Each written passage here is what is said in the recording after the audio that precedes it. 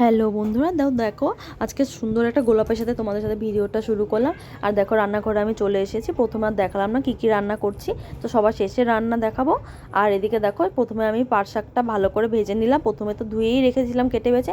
আর এদিকে ধনেপাতা বাটাটাও আমি সর্ষের তেলে ভালো করে একটু ভেজে নেব। অনেকে আছে শুধু ধনেপাতা একটু কাঁচা সর্ষের তেল দিয়ে খেতেই পছন্দ করে, আমার একটু ভেজে খেলে না খুব ভালো লাগে খেতে। আর এদিকে তোমাদের দাদাভাই পাঁঠার মাংস আজকে সকাল সকাল গিয়ে নিয়ে এসেছে, যেহেতু আমাদের এখানে না সবসময় পাঁঠা মাংসটা পাওয়া যায় না, তো অনেক দিন থেকেই বলছিল। আর এদিকে দেখো তোমাদের সাথে গল্প করতে করতে আমার ভাতটাও উতলে গেল। আর কড়াই সর্ষের তেল গরম করতে দিয়ে আমি আলুটাও ভালো করে লাল লাল করে ভেজে নিলাম। আর এদিকে জিরে তেলের মধ্যে শুকনো লঙ্কা, তেজপাতা, পেঁয়াজ কুচি, তো থেতো করা রসুন, টমেটো ভালো করে একটু লাল লাল করে ভেজে মশলাটা দিয়ে তেল ছেড়ে দিলে মাংসটা আলুটা দিয়ে দিলাম। তো ভালো করে কষিয়ে জলটা মাপ মতন দিয়ে দিলাম, যেহেতু প্রেশার কুকারে দেবো। তো জলটা ভালো করে মাপ মতন না দিলে তো জলটা যেহেতু প্রেশার কুকার শুকোয় না। আর এদিকে দেখো প্রেশারে একটা সিটি দিয়ে দিয়েছিলাম। আর কালারটা দেখো জাস্ট দারুণ এসে, তো মা এসে ভাতগুলোটা বেড়ে দিল। তো ভিডিওটা ভালো লাগলে লাইক কমেন্ট শেয়ার করে দিও। টাটা।